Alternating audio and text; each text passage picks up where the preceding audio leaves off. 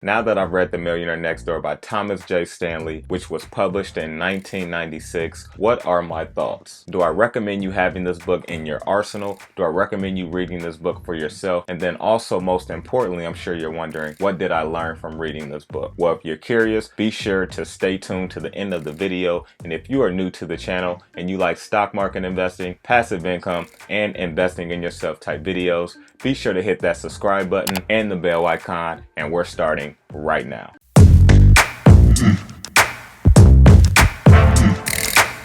Now we are on my MacBook, and I made up a few PowerPoints to show you what I took away from the book, my thoughts, some of the key things that I learned, and some things that I thought was very interesting when you look at millionaires here in America today. Point one, what does it truly mean to be wealthy? And I know some people may confuse what is wealthy and what is rich, or they may think wealthy and rich are the same thing. And wealthy is when your assets pay for your living expenses without you having to work for active income or cash flow. Point two, cars and neighborhoods influence unnecessary expenses. And this was very interesting for me on how they really design and explain this concept. And I have a few examples here to kind of make sense of this if you're wondering, Mike, what does that actually mean? Cars and neighborhoods influence unnecessary expenses. Well, let's go ahead and take a look at this. So what that means is when you get cars that per se you're getting for other people, or you're living in neighborhoods for other people, or wanting to keep up with the Joneses, it puts thoughts in your mind, in your subconscious and everything like that, that now you have to spend more money on lawn and landscaping to keep up with your next door neighbor because his lawn is so green and looks like the golf course. And now you think you may need a new car like your neighbor, or you need a membership at a country club to fit in. In the last bullet point, it says car behavior explains why some people are wealthy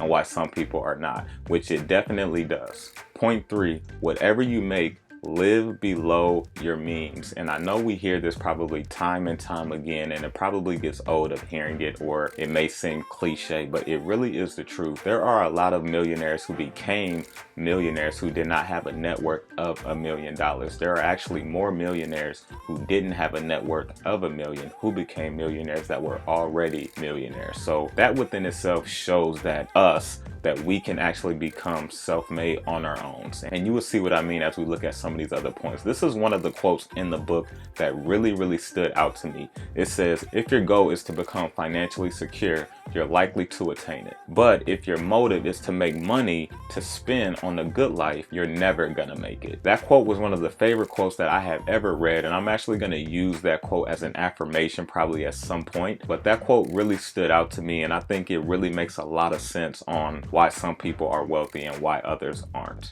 Point number four, America's wealth. Only 3.5% of 100 million households are considered wealthy. The book, The Millionaire Next Door, considered people wealthy who had $1 million or more in net worth. Is how they went by the criteria. So as you look at that percent, only 3.5% of America's population is only considered wealthy. So the other 96.5% is not wealthy at all. That is mind-blowing to me. And how some of these things that is taught in this book here, Millionaire Next Door, or The Rich Dad Poor Dad, or I'm sure there are other great books out there that I have not yet to read, that these things are not taught in our school systems or our universities or our career centers or anything like that. Like, these things should be really being taught to us as we grow up. And that's why my whole concept is investing in yourself. You have to constantly build your intellect. You have to constantly grow your financial literacy. You have to understand how things work in this world if you want to get ahead, because it is not impossible to become self-made. It is not impossible to have the FIRE journey, financial independent, retire early. That is not impossible. It is very possible for all of us to make this happen.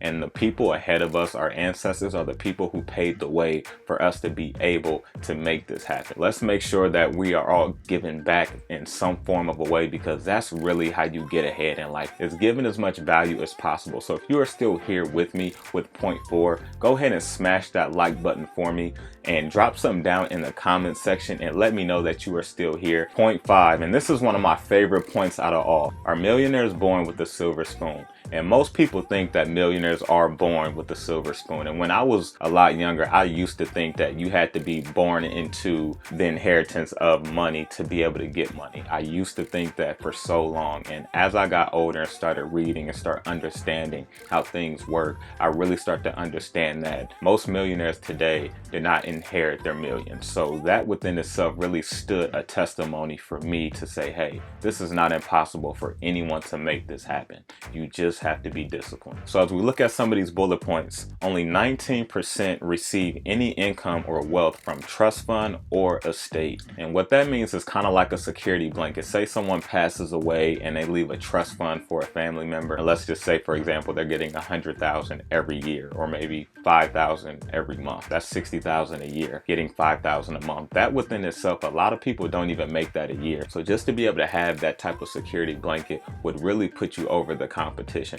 But only 19% receive income that way. Let's look at the next bullet point. Fewer than 25% ever receive $10,000 or more from parents, grandparents, or relatives. And $10,000 isn't enough to just make you rich, but over time, $10,000 can make you rich. $10,000 can be turned into $1 million, according to Robert Kiyosaki. So $10,000 is a nice substantial amount of money, but it isn't enough to just live off of. So that is still kind of interesting to me as well. Now let's look at the third bullet point. It says fewer than 20% inherited 10% or more of their wealth. That's not even close to half. That's not even a quarter of millionaires that receive their inheritance. So that within itself goes to show what I said a little bit earlier. A lot of these millionaires didn't get born with a silver spoon in their mouth. And also some of those millionaires who did get born with that silver spoon, a lot of those people aren't wealthy today. They didn't constantly grow their intellect or grow their knowledge and understand how to keep everything that they had, because that's one thing that you have to understand. The more you acquire, the more you have to learn to understand how to maintain your success. So that is one thing that I highly recommend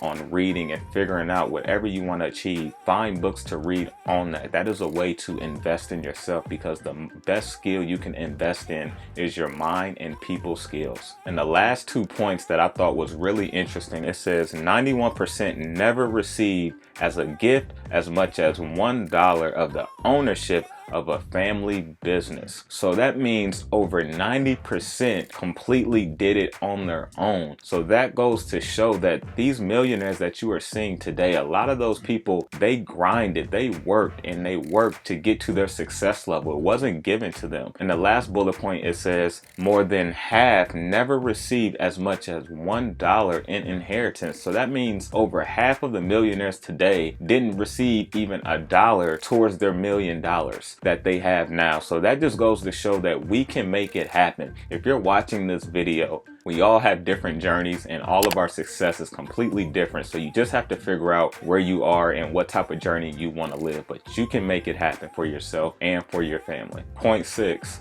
Over 60% of millionaires are self-made, and self-made will be self-employed or they're entrepreneurs. And that right there I thought was very key, because also if you have a YouTube channel, you are becoming self-employed, or you are starting a business which will make you an entrepreneur. So these things right here I think is really key, because most millionaires today did it on their own. It wasn't for working for corporate America or anything like that. Now granted, you can work for corporate America and still become, wealthy, but the odds of that happening now today and how things are set up is a lot slimmer than how they used to be when my parents or maybe your parents were growing up. So that's why I always say invest in yourself and figure out what you're good at and figure out what type of value you can give to the world and start pounding that element into your daily walk. That's what I do every single day. Point number 7, how to build wealth. It says minimize your taxable income and maximize your unrealized income, which would be passive income and capital appreciation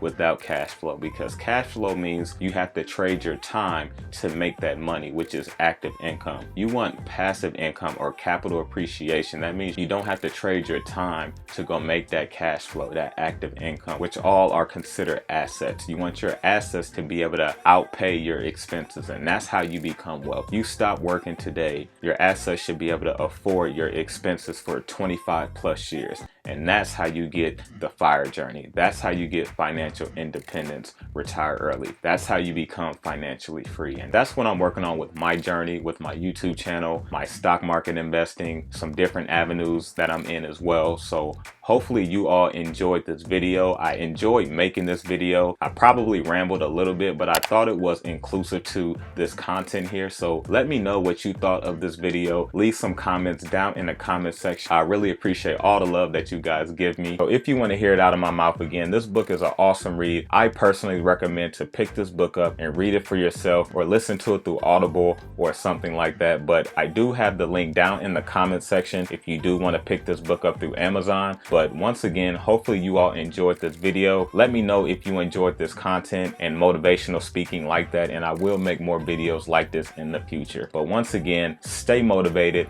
stay inspired, invest in yourself, and I will see you guys back next time.